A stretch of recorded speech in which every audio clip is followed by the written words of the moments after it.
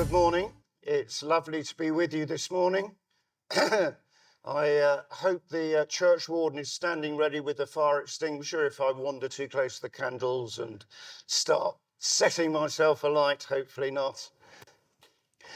This Friday morning, something fairly unusual happened. Part of it is I listened to the end of the Today programme on Radio 4. Not something that happens often, certainly not during the week. But not only that, they finished their programme with a reading of a poem read by Rory Kinnear. The formal title of the poem is A Visit from St. Nicholas. It starts like this. 'Twas the night before Christmas, when all through the house not a creature was stirring, not even a mouse. That opening line is extremely familiar to me and undoubtedly to many here. And a couple of other lines through the poem were a little bit familiar. But what surprised me was that actually most of that poem I did not recognise. If I have ever heard it in full before, I have completely forgotten. And I wonder if perhaps there is just something of a parallel with that when it comes to this morning's reading from the Gospel of St. John.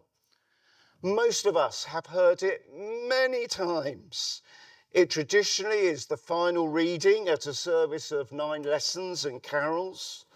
In the Church of England, it's required to be read at least one service across Christmas night and Christmas Day. And I suspect most of us are very familiar with the opening verses, as well as other key statements that we come through along the passage. But perhaps there are also parts that have largely passed us by. This morning, I'm going to focus on 3 that may perhaps fall into that category for us to think about. Our sermon programme lists this title this morning as The Great Invitation. Now, I'm not going to completely ignore that, but I have to be honest and say it's not going to be our focus. The good news, though, is that St. Michael's has a YouTube channel. Did you know? And if you go to that channel, you'll find a recording from last Sunday evening's traditional carol service, at which, if you scroll through, you'll find the Reverend Canon Simon Jones, rector of this parish, speaking from John chapter 1 on the Great Invitation. If that is something that actually you would love to go to, please do. He does speak well.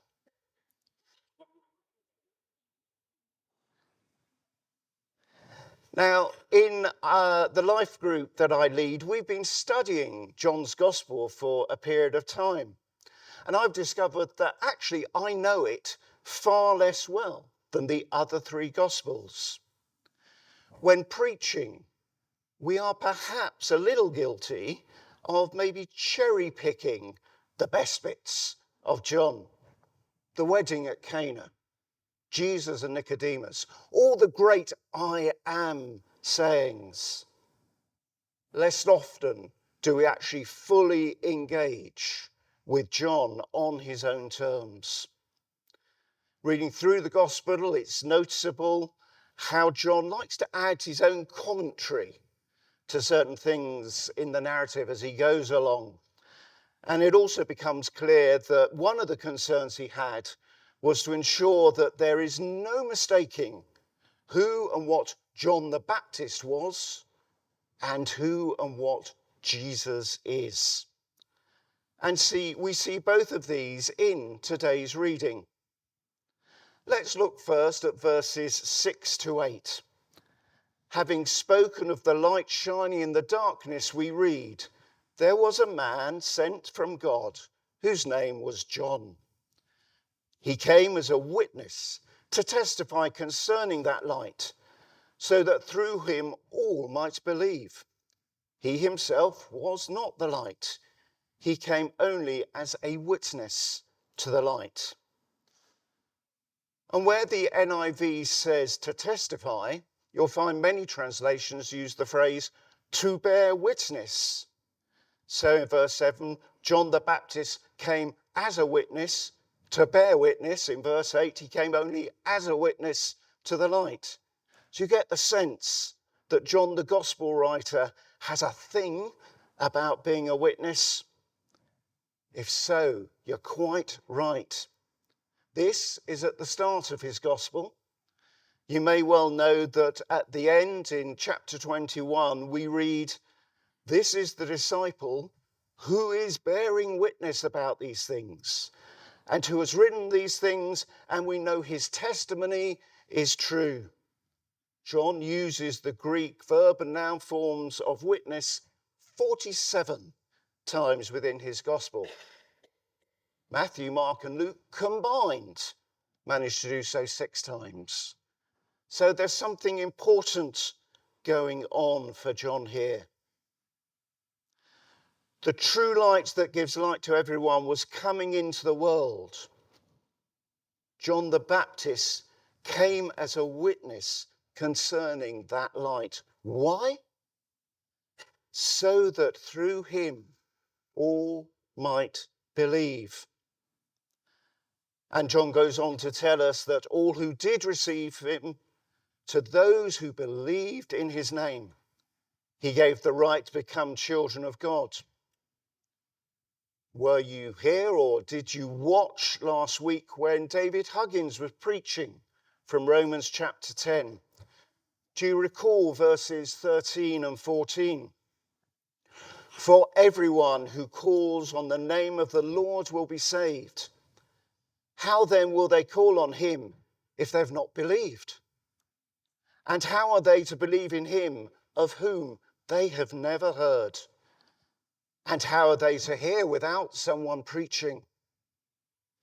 Now, preaching is not for everyone, but being a witness, giving testimony, that's about speaking up about what we have seen and heard and experienced to be true. What have you experienced of the word, the light, the life that we celebrate at Christmas? And what of that are you prepared to tell other people about? Moving on to verse 14. The word became flesh and made his dwelling among us. We have seen his glory, the glory of the one and only Son, who came from the Father, full of grace and truth. Now, to our ears, that doesn't sound terribly outrageous, but I suggest to the 2 main groups that form John's hearers, it most certainly was. We may be in the time of the Roman Empire, but in the Eastern Mediterranean, Greek ideas remained dominant. The separation of the divine spirit from the mundane physical world was a key idea and aspiration. John is emphasizing the very opposite. In the birth of Jesus, the divine takes on flesh and becomes fully human. A ridiculous, even appalling notion to the Greek mindset. His other audience, of course, is those from a Jewish background. And they would immediately recognize the language that John uses about the word dwelling among us and having glory as a reference to Moses and the time that the Israelites wandered in the desert with, if you recall, the tabernacle that was constructed, moved around, put back up, that was a symbol of God's presence with them and housed his glory. Jesus embodied God's presence and glory. John tells his readers, shocking to Jewish ears. He seems to be saying, don't you dare underestimate or downplay the amazingness and importance of what I am telling you about Jesus. As an aside, John consistently points to what will be the ultimate glorification for Jesus. This is the first moment of glory, but it comes up at points through the gospel. And he makes it clear the ultimate glorification was when he died on the cross. So John makes it a challenge for his readers from the outset. And we need to be aware that if and when we witness to what we know of God, it's likely to be challenging for our hearers as well. But the great invitation we have to share is to know the one who came from the Father, full of grace and truth. That phrase, full of grace and truth, quite possibly also refers back to Moses, when after the giving of the Ten Commandments, the Lord passed before him and proclaimed, the Lord, I am, a God merciful and gracious, slow to anger, and abounding in steadfast love and faithfulness. How will you respond this Christmas to a God abounding in steadfast love and faithfulness? Can you find time to reflect on John's words and what it means for those of us who follow him that Jesus came full of grace and truth? Indeed, John says a little more if we move on to verse 16. Now, the NIV chooses to interpret the Greek phrase. What I have now is slightly more closely reflects it. From his fullness, we have all received grace upon grace. Now, if you look at what is written in commentaries on John's Gospel, you will find, as I did, there's an awful lot written about how we should understand the final phrase, grace upon grace. Surprisingly little is said about the first part. From his fullness, we have all received. Now, whether John is talking about grace in place of existing grace or in addition to it or whatever,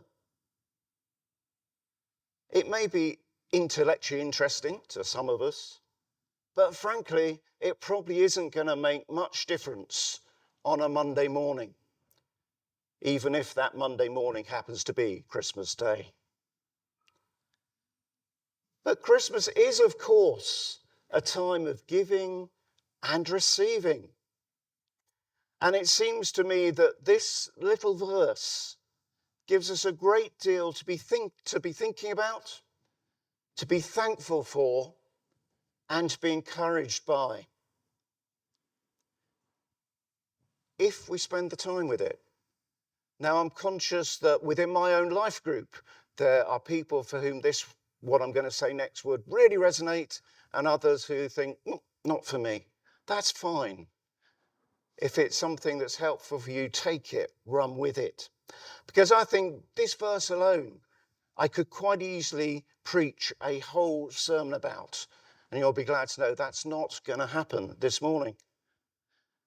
But I would encourage you, if it's something that you feel called to take it away with you and to spend time thinking about what each part says to you, what God is bringing to you through the words. From his fullness. What do you understand by that? What is Christ's fullness? What's God's fullness? We have all received. How brilliant is that? And what has you received? What's God wanting to give you this Christmas? How are you thanking him for it? Grace upon grace. How precious is that grace that we receive? So I'd encourage you to take that away and think with it. Will it make any difference on this or any other Monday morning? Well, that's between you and God. To close, I want to return to our reading as a whole.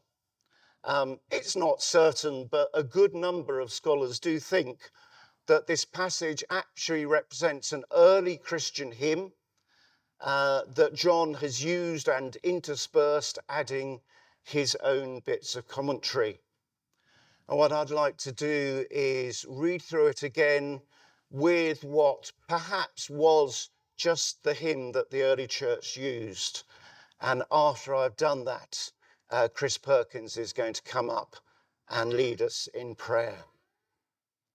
But hear now the words from John's Gospel. In the beginning was the Word, and the Word was with God, and the Word was God. He was with God in the beginning. Through him, all things were made. Without him, nothing was made that has been made. In him was life, and that life was the light of all mankind. The light shines in the darkness, and the darkness has not overcome it. The true light that gives light to everyone was coming into the world. He was in the world, and though the world was made through him, the world did not recognize him. He came to that which was his own, but his own did not receive him. Yet to all who did receive him, to those who believed in his name, he gave the right to become children of God. The Word became flesh and made his dwelling among us. We have seen his glory, the glory of the one and only Son, who came from the Father, full of grace and truth. From his fullness, we have all received grace upon grace.